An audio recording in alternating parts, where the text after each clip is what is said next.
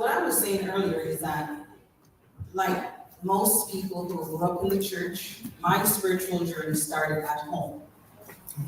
Home was where I have been taught as a little child to pray, to speak to God about whatever issues you were going through. And although, I grew up in the church, when I reached a certain age, I swayed away from the church for a while. But then I have to give God thanks and thank my grandparents and thank the Bible when it says in Proverbs, train up a child in the way he should go, and when he's old, he will not depart from it.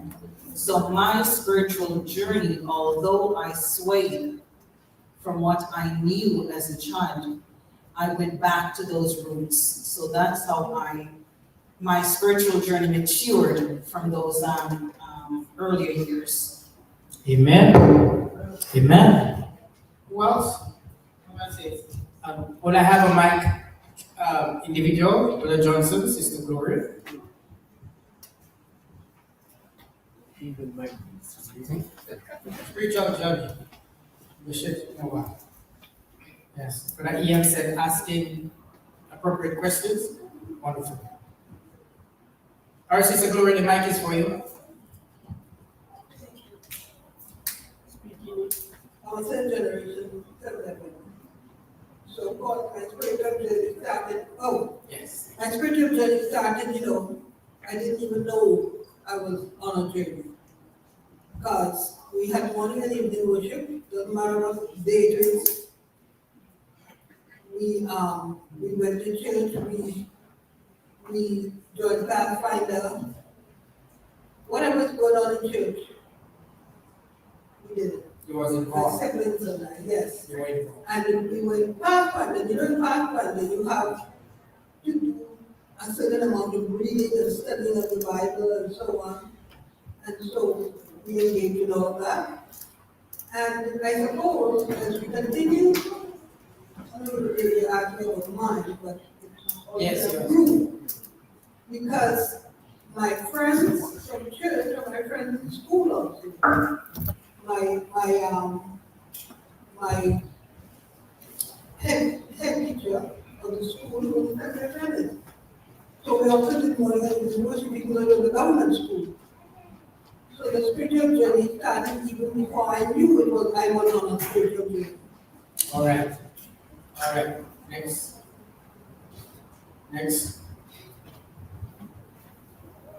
Then, yeah, that's something right.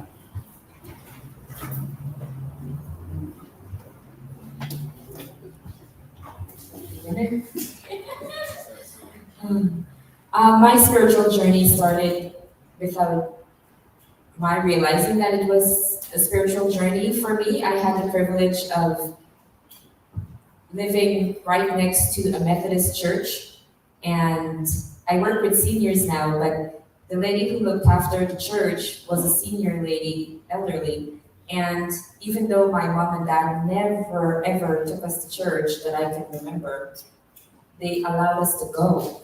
So she took us under her wing and always provided us with porridge, all the varied sorts. So that's a good way to keep kids. So she kept my siblings and I, and we would help her clean, the church and such. And from there on, I guess God just covered me, because from there, of course, I was a Methodist church, and after my mom died and such, and I was on my journey to being adopted, my adopted mom had my sister and I go and live in an Adventist family. And that's where I came to know the Adventist faith. But what I always try to remember is that even though my mom and dad never took us to church, I never heard anything about God from my dad, but my mom always would have us there lying on the bed, singing different songs, including, I put my finger on the golden pen, the golden pen, the golden pen. I still remember that. It was unfortunate for me, I guess, that they never went to church or took us to church, but they allowed us to go.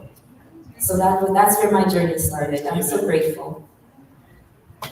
Someone else hand was up. I think Sister Phipps. But you will be this, but what, said, how your spiritual journey started? How did your spiritual journey start?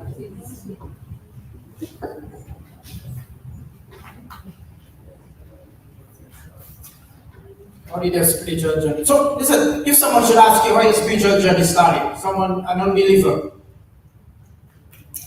would we have anything to say about that today? My spiritual journey started when I was in an Adventist high school in Jamaica. I was not, actually, my mom, she was the one who every morning she should wake us up for prayer before we go to, and then during that time, I used to attend a Sunday church, and we go to Sunday early morning worship and so forth, until I came upon the Adventist church. So that's where my spiritual journey started. It started when you started. With the high school. Because even though my mom was giving us the background of that, it didn't really register until I started in high school and started going to the Seventh Adventist church. Amen.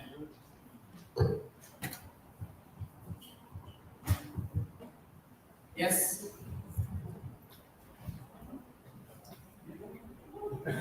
Thank you, Brother Johnson. Just keep that in mind. Every one of us must have that in us. That if someone should ask us, how did we start our walk with God? Yeah. No matter we might catch you on the spot, but Okay, I think my spiritual journey started when I was fairly young. Everyone in my family was a believer. We weren't necessarily Adventist, but like God and the Bible and everything was always mentioned. So I was very aware. I was very aware of God from a young age. And then when we moved to Canada, my mom joined the Adventist church, and then that's how I became Adventist. Amen. Amen. Young age. Yes. Like my spiritual journey starts at home. I was growing up with my grandparents, and they were simply Adventists. And so, I did not actually, like, what I want to say is that I'm actually born in the Seventh Adventist. All right. Well, that's it. Yeah, so, That's it. yes. All right. That's Let's move on to the mic. Thank you, Asha. You're born in the basket. There is one here, two individuals, Sister Elsa and Sister Anne-Marie. Then pass them by. Please. My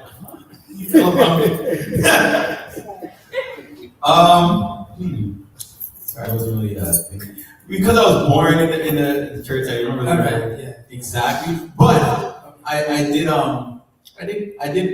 I guess mentally or spiritually leave for a long period of time, even though I was here in flesh. And it was when I was living in Mississauga. Jeffrey, he used to come here. Well, you guys know Jeffrey. Most of you guys know Jeffrey. He came with some material to my apartment at the time. And I was in my 20s. And it was just, it was a lot of stuff that I should know, but I didn't know, that I guess forgot. And then once I watched it that night, I remember that night I watched everything and it just kind of changed everything. I think God just came back to me and said, all right, we need to get this back on the road now. And that was it. Yes,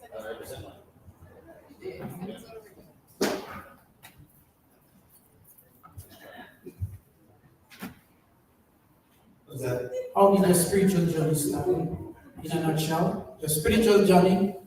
How did your spiritual journey started? In a nutshell, for a minute and a half. You really want to know? Mine is prenatal. Prenatal. My mother's son. Do you believe that a pregnant mother could affect an unborn child? Yes. Thank you. Amen. All right. Since I was in my mother's womb. All right. Well, in a nutshell, I was Yes. born an Adventist. Amen. All right, Mr. Mike. Right? Thank you. I'm not sure. I would say, well, I always went to church. And like I used to say, my mom never would go, but she would make sure we kind of would lose us pretend we had to go to church. We didn't have a choice. We were my brothers. And I went to Catholic school. So I was always aware of God and, changing your life and stuff. So yeah, since I knew myself, I would say, I knew that I love God and I wanted to serve God, even as a young child. And I remember anybody who would invite me to church, I would just go with them. I would just run, they would always have me say, oh, should I be searching for God? And I just go to church because I like going to church, so I would go to church. And I'm here still. Amen. Amen.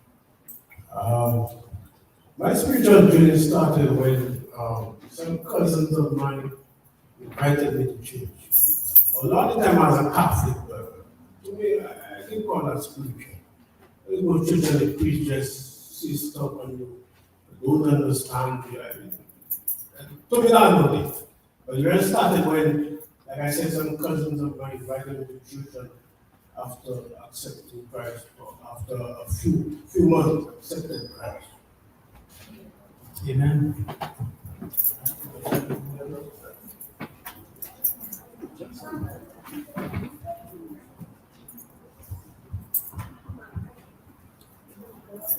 I'd like to say that I believe my spiritual journey started in a home that was built on Christian principles. I recall when I was 5, my parents would send me to church with a neighbor. There I became conscious that outside of my being, there was somebody that was responsible for me. That's how it started. Amen. Amen.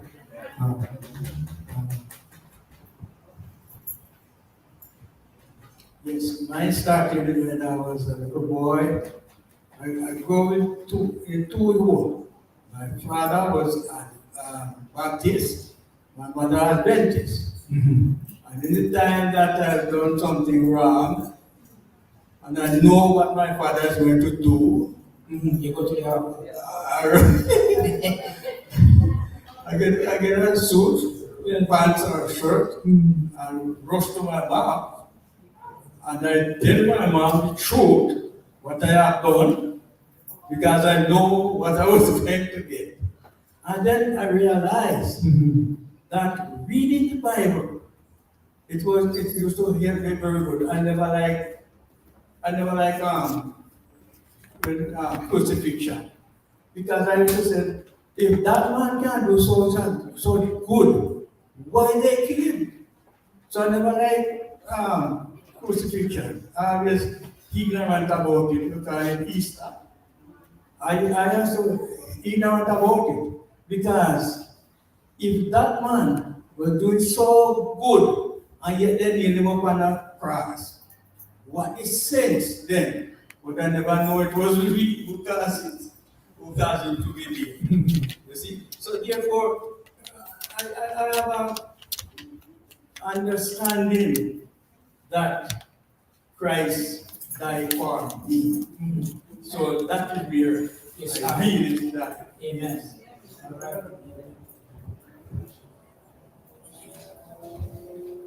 Okay, my Christian journey started with my grandmother, who had taught me how to pray.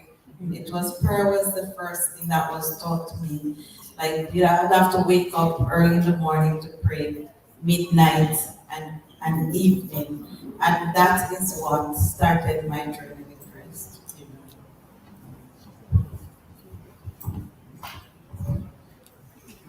Mine started at home, where my parents would always take me to church. And at school in Jamaica, they would have devotions before they started. Oh. I started my journey at home, school, and church. Amen. Amen. Oh, man. Okay, I started mine at home as well. My mother Lily, she was the primary person who spoke about her experiences as a young girl and incorporated my life. But really, fast forward as a young adult, I remember visiting a church overseas, and it was communion, and it was a female pastor. But somehow, the way she delivered the message, it was just so different. All along, you learn about the different Adventist beliefs and so on. But somehow it was a light bulb moment, and she just painted it so clear that I saw that Jesus took on my sins, and that because of that, he felt separated from God. And I recognized how sin separates me from God. And with that, it was a brand new awakening for me.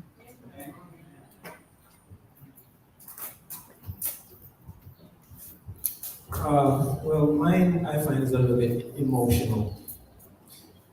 My dad, when we were young, he got a whistle, and he would walk through the community and start blowing the whistle with his Bibles, and he would take me and my brother and sister and sit us on the side of the street in the community and just start to do Bible study with us. Then our friends will come and join. And from there it grows, and the kids bring the parents, and the church starts to grow. Right? But that's how I was introduced to it. My personal aspect, I would call it, when I was visited by Christ, I would say, was through the song. El Shaddai, El Shaddai, El Adonai. Age to age, you're still the same, by the power of your name. I was eating chicken rice and peanut chicken Sunday, and that song came on, and I'm like, I understood the message of the song, and from that day, trust me, I love chicken forever. Sorry, I mean, that has been my one true thing from that day. Amen. That's it. Amen. Thank you, Mr. Michael, for your service. So what I was hearing is most likely everyone was on the same line, and especially the whole aspect of it. Because when you think about home, you think about mommy, right? Daddy. Home, you think about everything starts at home. When we also look in the book of Samuel, 1 Samuel chapter 3 tells us about Samuel himself with Hannah, what her situation was. And she prayed to God. Oh, let me tell you about me. Sorry, you didn't ask me that. Yeah, he was going to our society. I said, well, yeah, so for me, I used knowing that my parents, they were Catholics, but not really attending Catholic church as they should. So as the children, mostly my eldest brother, he was an acolyte. And our great-great-grand-uncle, he was second in command to priest. And on every Sunday, when I used to go, not knowing much, so every Sunday I used to go take communion, not knowing much, not knowing anything at all. So my great-grand-uncle used to be in one line, and the other, and the priest in another line. And they have the same thing, the wine and the bread. He has it, and the priest have the wine and the bread as well. We can acolyte stand close to them. So when he give the bread, he'll give the wine. My great-granduncle will give the bread too, and he'll give the wine. I used to go for the priest first. When I go back down, I used to go by my uncle's side. So I used to have 2 communions in one day. Mercy, brother. Okay. So in one day, I did my growing up, not cognizant of what I was doing. But the time came, one day, we were out as young little boys hanging out down the street. And Seventh Adventist Church, 7 days as we used to call them, little boy, innocent again.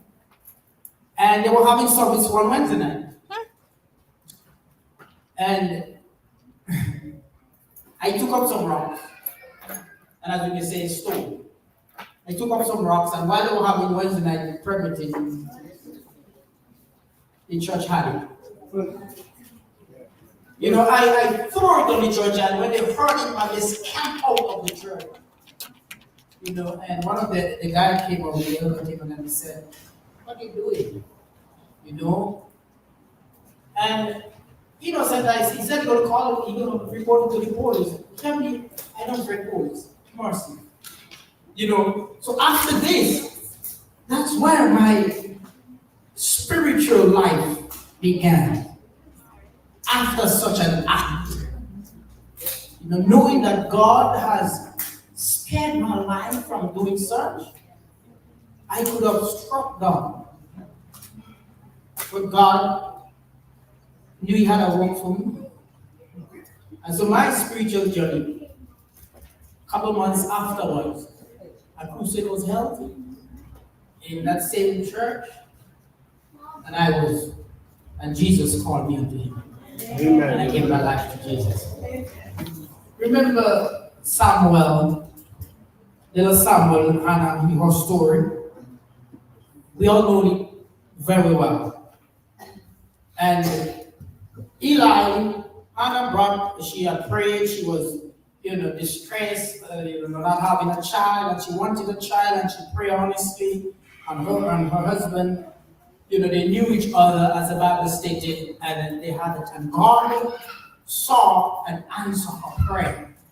But while she was in the temple, she was praying, and they thought she was drunk. But she was drunk with the Spirit. She was drunk with words praying to God. And so God has rewarded her, and she bring forth a man-child. She called him Samuel. And she brought him as a gift of God answering her prayer into the house of God. And then Samuel remained, and Samuel grew.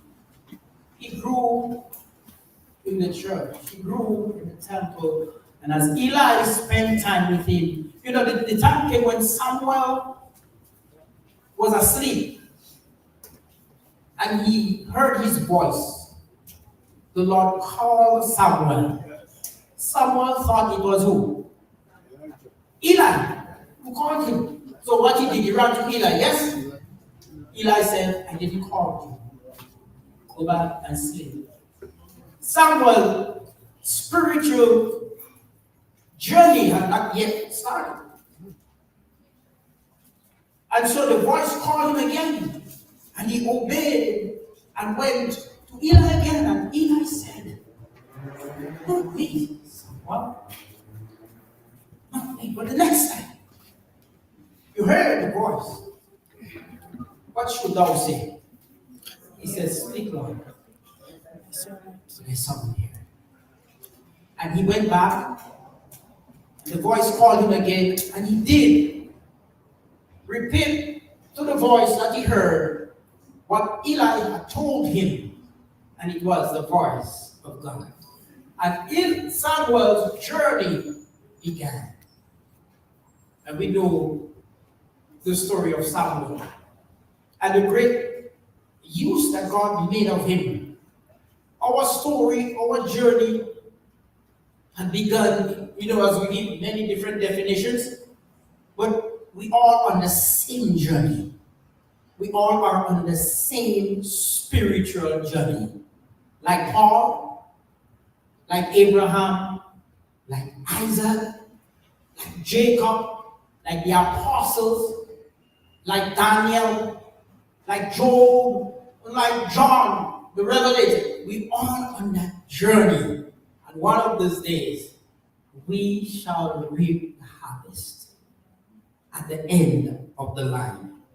So our journey begins because with God calling us, and it will end in this life, in this earth, when He will call us from above. So let us be mindful, always remember our journey, because it is important that if someone should also ask us, how did you start? How did you become? And so, without a doubt, we can give them a convincing answer. And so they will be blessed. And who knows, this can be a new beginning in their lives as well.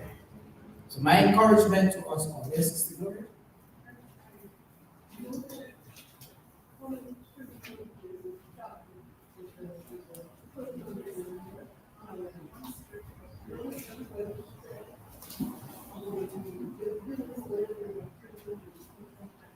Yes, that's when you fully acknowledge you are on the path, but not really cognizant of where you are.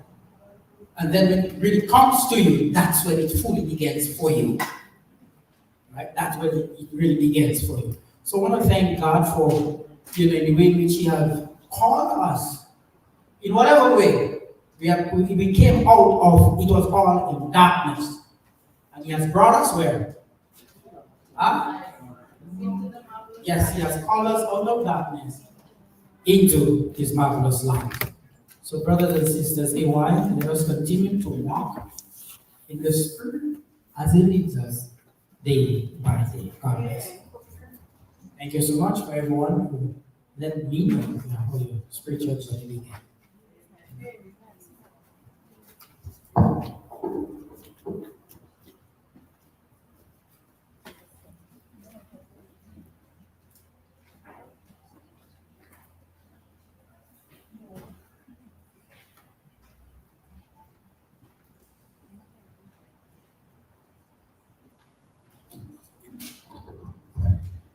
Thank you, Elder Charles. Hopefully we learned from that. We all started somewhere, and we're all here together continuing our own spiritual journey. It never stops, isn't that right? So as we do have newly baptized, I hope that we can also be an encouragement to them to say, we've came a long way from where we are now, but we are happy and we are blessed continuing our spiritual journey.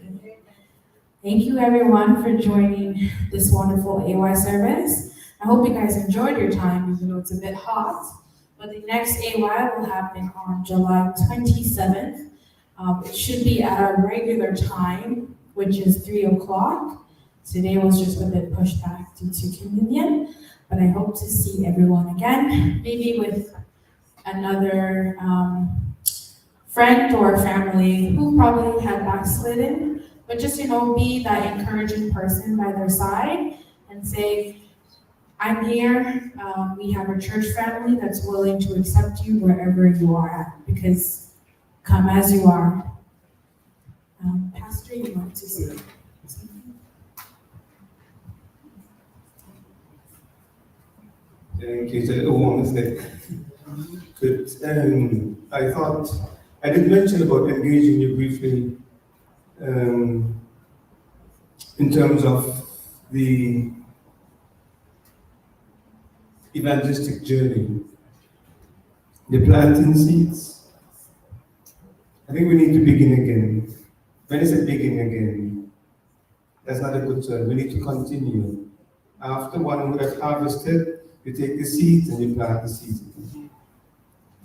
I am hoping that for Smyrna, it's going to become natural, that we realize in reality why we're here, not only in our heads, but also do it.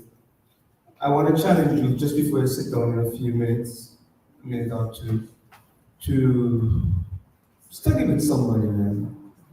We have so much, we have so much material. I'm telling you. I have a box of lessons. No one is being forced. If you want to study with somebody, you are free to have that. So that when it comes to the actual outreach, the preaching of the word is not cold turkey. You'd have already had people with whom you're working. Evangelism is not tough, it's not hard. If you do it properly, those of you who farm, who plant, you know what? I mean, the hardest thing is digging out those weeds. So I want to encourage you. I'm going to go for my box. It's at the back.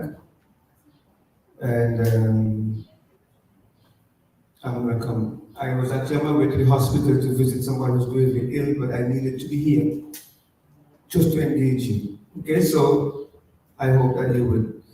I'll be back in a second. Okay, we can do our closing prayer, and then when Pastor returns, he will provide the lessons. Everyone please stand for the closing prayer.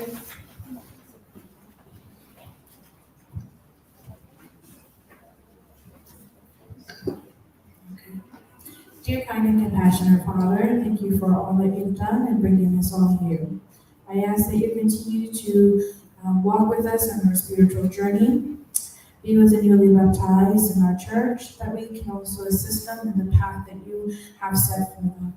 I ask that you continue to bless us and be with those who, as we depart from here, the sanctuary, thank you for all that you've done and go with us through this week until we come back all together once more. I said for your spiritual protection. In your holy name we pray. Amen. Just 1 minute, don't go away. As you assist me, I have different, I have